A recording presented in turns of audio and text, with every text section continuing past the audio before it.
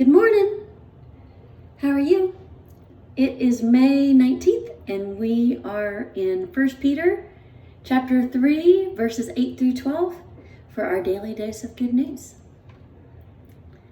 Finally, all of you have unity of spirit, sympathy, love for one another, a tender heart, and a humble mind. Do not repay evil for evil or abuse for abuse, but on the contrary, repay with a blessing. It is for this that you were called, that you might inherit a blessing. For those who desire life and desire to see good days, let them keep their tongues from evil and their lips from speaking deceit. Let them turn away from evil and do good. Let them seek peace and pursue it.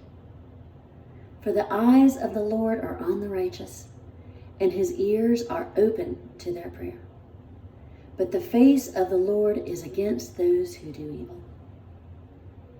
Here ends the reading.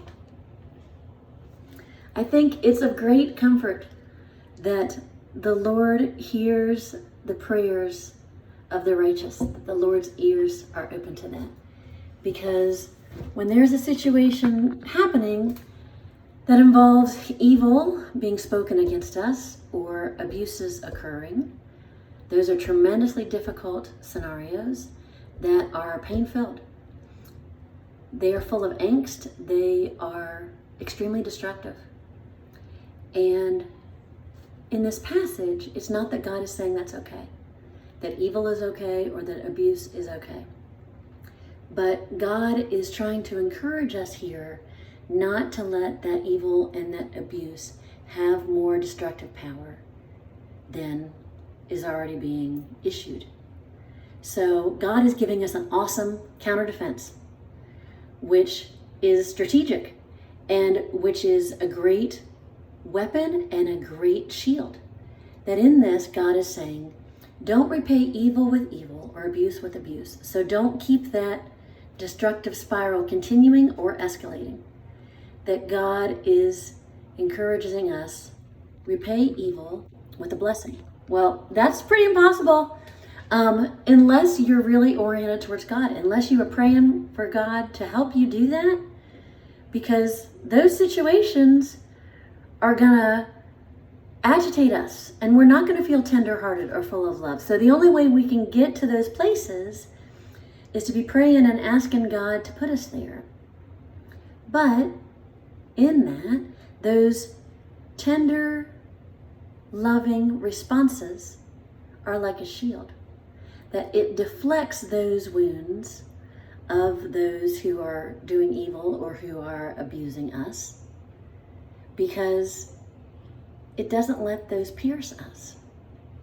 That it's like a shield. So those arrows that are being flung and those jabs that are trying to be given against us get kind of deflected off. They don't pierce us. They don't wound us as heavily because we're oriented to the fact of the evil words, the abusive words, those abusive evil actions are not about who we are. So whatever evil is being spoken does not define us, because that's not how God sees us. God sees us as beloved children of God who find our essence of being in God, and God wants us to remember who we are, even in the midst of whatever evil and whatever abuse is being thrown. That in God's eyes, we're art. In God's eyes, we're wonderful.